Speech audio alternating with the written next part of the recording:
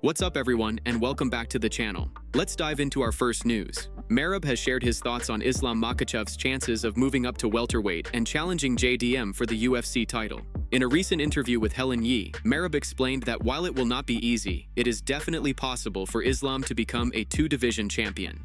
According to him, JDM is a very dangerous opponent, an excellent striker with sharp boxing and real knockout power, but Islam has tools that make him extremely tricky for anyone to deal with. Merab pointed out that Islam is a southpaw with world-class wrestling and a style that allows him to control fights without taking much damage. He rarely gets hit clean, and once he secures a takedown, he mauls opponents on the ground until they break. Merab highlighted how Islam has made a career out of neutralizing dangerous strikers by dragging them into his world, and he believes that formula could work against JDM as well. He also mentioned the recent fight between JDM and Belal Muhammad, saying Islam will likely study that bout closely and learn from the exchanges. Adjustments, Merab said, will be the key. JDM is tough and dangerous, but Islam has shown time and again that he can adapt to different opponents. With his pressure, pace, and ability to dominate in the grappling exchanges, Islam could find a path to victory if he brings his best version into the cage. Merab closed by stressing that it will not be easy at all, but he does believe Islam has what it takes to claim a second belt and cement his place among the greatest fighters in UFC history. Before moving to the next news, we have one quick request for you. We are constantly working on improving our content to earn your love and support. That is why we truly appreciate it if you could take just a moment to leave a like on this video, subscribe to the channel, and hit the bell icon so you never miss an update here on MMA Pulse News. Moving on to another news, Du Plessis has shared his thoughts on the upcoming rematch between Alex Pereira and Magomed Ankalaev, and he believes Pereira will come out on top this time to reclaim the light heavyweight title. Du Plessis explained that Pereira looks sharper and more intense than ever, and while striking has never been an issue for him, the key will be keeping his back off the fence. According to Du Plessis, the team has worked heavily on that aspect, and taking some time away from the sport actually helped Pereira reset, regain focus, and find that hunger again. He described Pereira as a bully-type fighter, someone who constantly walks forward, applies heavy pressure, and intimidates opponents with his power. He is not afraid to walk into danger because his punches are devastating, and that style has broken many fighters before. In their first fight, Ankalaev was smart, staying at range and then closing the distance fully to smother Pereira and keep him on the back foot. That approach was effective because Pereira is not at his best moving backward. His style thrives when he is the aggressor, dictating pace and space. Du Plessis added that Ankalaev has hinted he may choose to strike with Pereira in the rematch, but he believes that would be a big mistake. Engaging Pereira in a pure stand-up fight is dangerous for anyone in the division, and if Ankalaev chooses that path, it could end badly. Du Plessis doesn't see this fight going the distance. With Pereira's improved sharpness, intensity, and preparation, he is confident the Brazilian will reclaim the belt. In his own words, he is putting his money on Pereira to walk away victorious. Moving on to another news, Usman Nurmagomedov and his cousin Khabib seem to be on opposite sides of a debate regarding whether Paul Hughes deserves a rematch for the lightweight title. Earlier this year in January, Usman and Hughes went head-to-head in a 5-round war that many labeled an early contender for Fight of the Year. It was a close and dramatic battle, but in the end, Usman walked away with the victory. While Hughes didn't receive an immediate rematch, he clawed his way back into contention in spectacular fashion by finishing Bruno Miranda in just 42 seconds. That performance left many fans convinced he had earned another crack at the belt. Despite the hype, Usman has stayed firm in his position, insisting that Hughes does not deserve the rematch. He's been clear about it in interviews, emphasizing that just one big win doesn't erase the fact that he had his chance earlier this year. But Khabib sees things differently. In a recent interview, Khabib openly stated that Hughes has indeed earned the opportunity and should be given another shot at Usman's title. That public disagreement between the cousins stirred attention, as it is rare for Khabib and Usman to be on opposite sides of a discussion when it comes to fights and contenders. During a press conference this week, Usman was asked directly about Khabib's comments. He didn't shy away from the question and stood firm, repeating his stance that Hughes hasn't done enough to earn it. He suggested that perhaps Khabib hasn't seen the full picture or doesn't fully understand why Usman is so against granting that rematch. Still, Usman was calm in his response, pointing out that differences of opinion happen even within family. He said that sometimes his perspective and Khabib's perspective don't line up, but that ultimately, it doesn't matter because the fight is already set. Usman added that fight week has gone smoothly, training camp was great, and everything has been on point. He acknowledged that the last hard step will be cutting weight, but beyond that, he is ready to step into the cage and defend his belt once again. He kept his focus on what lies ahead, saying that on fight night, everything will be settled inside the cage. While Khabib may feel Hughes has earned another chance, Usman's focus is not on debates or opinions, but on making sure he leaves no doubt when he steps in to defend his title. Moving on to another news, Sandhagen has opened up about Merab's game plan for their highly anticipated clash at UFC 320. In a recent sit-down with Shock MMA, Sandhagen broke down exactly how he views Merab's style and why he believes he is built to overcome it. For years, Merab has built his success on overwhelming opponents with relentless cardio and high-paced wrestling, but Sandhagen made it very clear that he is not like the fighters Merab has previously beaten. He explained that Merab thrives on making people tired and then dragging them into deep waters with his grappling, but in his words, "I don't get tired." Sandhagen pointed to Merab's recent fights, saying he beat Umar because Umar gassed out and couldn't maintain his pace. He beat O'Malley because Sean got out-wrestled. Yet Sandhagen reminded fans that neither of those weaknesses apply to him. He does not fade late in fights, and he does not allow himself to be held down and controlled. Heading into UFC 320, Sandhagen feels supremely confident that Merab's tried-and-true formula won't work this time around. He believes he has the perfect style to neutralize Merab's approach. Sandhagen has always been known for his creative striking, endless movement, and fight IQ, but he's also quick to emphasize that his conditioning is elite. According to him, the gas tank is not a liability, it is one of his strongest weapons. He insisted that no one has ever beaten him by grinding him out with cardio or wrestling, and he does not see Merab being the first to do it. This is why Sandhagen sees himself walking out of UFC 320 with the belt around his waist. But the conversation didn't stop there. Sandhagen also looked ahead at what could come after this fight. If he captures the title, he already has his eyes on the first defense. Interestingly, he's not eager to run it back with Sean O'Malley right away. Instead, Sandhagen said he'd much rather face either Umar or Peter Yan. In his view, those two fighters are more deserving contenders at this moment. He made it clear that he wants to stay busy as a champion, fighting actively and not sitting on the sidelines. Ideally, he would like to step into the octagon again in the first quarter of next year, with Yan or Umar as the likely opponents. Sandhagen has history with both men and wants to settle those rivalries properly. As for O'Malley, Sandhagen believes that he's fallen a bit behind. He mentioned that O'Malley needs to pick up a few solid wins before truly being in the title conversation again. Sandhagen didn't shut the door completely, but he stressed that the timing isn't right. A rematch with Sean would make sense down the line, but only after O'Malley has rebuilt some momentum in the division. Right now, the focus for Sandhagen is Merab at UFC 320, and then potentially Yan or Umar early next year. At the same time, questions remain about what's next for O'Malley. The former champion has been open about his willingness to step back in the cage before the year ends, but the UFC has yet to book him for another fight. Until then, Sandhagen continues preparing for his toughest test yet, fully confident that he can stop Merab's trademark pressure and cement himself as the new champion.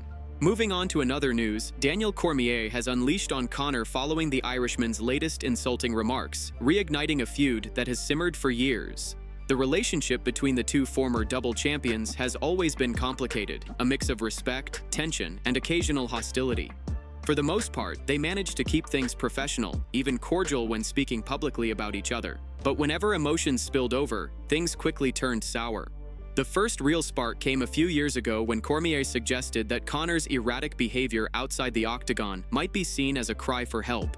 That comment did not sit well with Conor, who responded in classic fashion by firing back, calling Cormier a fat loser and labeling him a horrible commentator. From that moment, the two were never going to see eye to eye. Adding fuel to the fire was Cormier's close friendship with Khabib during the height of Conor's rivalry with him. Naturally, that dynamic meant Cormier was unlikely to show much sympathy or friendliness toward Conor at the time. Fast forward to now, and the old beef has flared up again. Conor, during a recent livestream where he appeared to be under the influence, took shots at Cormier, reigniting the tension between them. This time, Cormier was quick to fire back, sending a direct message that he isn't about to let the disrespect slide. He mocked Conor by pointing out that it seems like every time he's in a questionable state, there just so happens to be a camera rolling. Cormier went on to say that Conor acts like someone who blacks out, does things he doesn't even remember, and then shrugs it off as though nothing happened. Cormier then shifted the focus back onto Conor's relevance, asking whether people even care about him in the same way anymore. He said, "Stop worrying about me. Don't worry about Daniel Cormier. Don't worry about what I'm saying, how I'm dressing, how I'm looking. Worry about yourself." His message was clear. Conor's jabs no longer bother him the way they once might have, but he's not going to sit back and let them go unchecked. Cormier also questioned why Conor continues to be put in situations where he is handed a platform, while clearly not in the right frame of mind. He argued that Conor's behavior during these live streams has become predictable, almost expected, and that the cameras are always right there to capture it. In his view, the constant cycle of Conor showing up under the influence, saying something controversial, and then dominating headlines has lost its impact. This exchange shows that the animosity between Cormier and Conor is still alive and well. Their past words, their connections to Khabib, and their contrasting personalities ensure that neither man is likely to back down. For Cormier, it's about standing his ground and defending his reputation. For Conor, it's another chance to stir up controversy and remind people of his presence. The war of words between them continues, proving that even years after their careers as champions, these two names can still generate fire whenever they clash. Moving on to another news, Henry Cejudo has made some bold comments about Jon Jones and the situation surrounding the UFC White House card. According to Cejudo, despite Dana White saying publicly that he doesn't trust Jon enough to headline such a historic event, he believes Dana will eventually cave in and allow Jones to compete. However, Cejudo was quick to point out that while Jon may still get the opportunity, he won't be cashing in the way he could have if things had gone differently. Cejudo explained that this is where Jon really messed up. In his eyes, Jon had the perfect chance to defend his heavyweight belt against Tom Aspinall this year, which could have secured him one of the biggest paydays of his career. Reports suggested that fight could have paid Jon somewhere around $30 million. Instead, due to choices and circumstances, Cejudo thinks Jon may now have to settle for significantly less money. He predicted that Jones could be looking at half that figure, maybe even closer to $10 million if he ends up on the White House card. Cejudo stressed that in business, you just cannot make these kinds of mistakes, because they always come back to cost you. He said publicly that Jon fucked up, not just in terms of negotiations, but in how he handled himself with the UFC and with timing. Cejudo argued that a fighter of Jon's caliber should have locked in that massive fight with Aspinall instead of gambling on the uncertain situation he's in now. He believes Dana White holds the leverage, and Jon will have no choice but to accept the terms given to him if he wants that spotlight. Cejudo also acknowledged why Dana might be hesitant in the first place. He said flat out that Jon is a bit of a wild card. With Jones, there's always the chance something happens outside the cage, and his legal history speaks for itself. While Cejudo emphasized that he loves Jon and respects his abilities, he also admitted that you cannot ignore the past. From Dana's perspective, putting Jon in such a high-profile slot is a risk, and that makes it easier to justify paying him less. At the same time, Cejudo believes that the spectacle of having Jon Jones on the White House card is too big to pass up. For that reason, he is convinced that Dana will eventually bend and give Jon the fight. But in his words, it won't be for the same amount of money it would have been before. Jon's potential earnings have taken a massive hit, and Cejudo sees that as the cost of poor decision-making. He summed it up by saying that if this came from Triple C, then fans should believe it, because he's calling it exactly how he sees it. Moving on to another news, Ben Askren has provided a huge and emotional update on his health journey. The former Bellator and One Championship star has been keeping fans updated ever since undergoing a double lung transplant, but until now he had not sat down for a long conversation about the terrifying experience. This week, Askren joined Ariel Helwani to share details about what he has been through, how he is recovering, and what life looks like for him now. Askren explained that doctors have given him hope by pointing out examples of other patients who have made incredible comebacks after going through the same procedure. He said that one man managed to run a marathon less than 2 years after a double lung transplant. Another individual he learned about was a mountaineer who was able to return to climbing mountains. Hearing those stories has given Askren a lot of optimism that physically he can become really healthy again. However, he was also very honest about the lifelong changes he now has to live with. Unlike before, when he was on 0 medications, he now has to take close to 40 pills every single day. These are anti-rejection medications that he will need for the rest of his life. He admitted that number may go down a little, but it will never, ever drop to 0.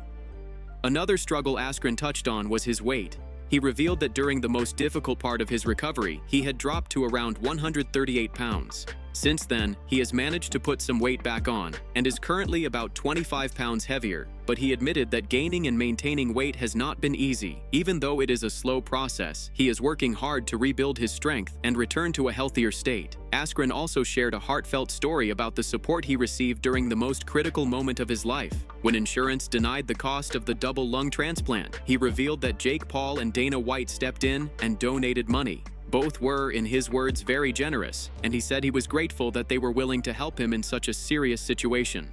But beyond those big names, Askren emphasized that thousands of people also contributed to help cover the costs. He pointed out that while someone with millions donating $10,000 is a big deal, so is someone with very little giving $25. For Askren, both types of contributions carried the same weight because they showed the generosity and sacrifice of the people who cared enough to help him.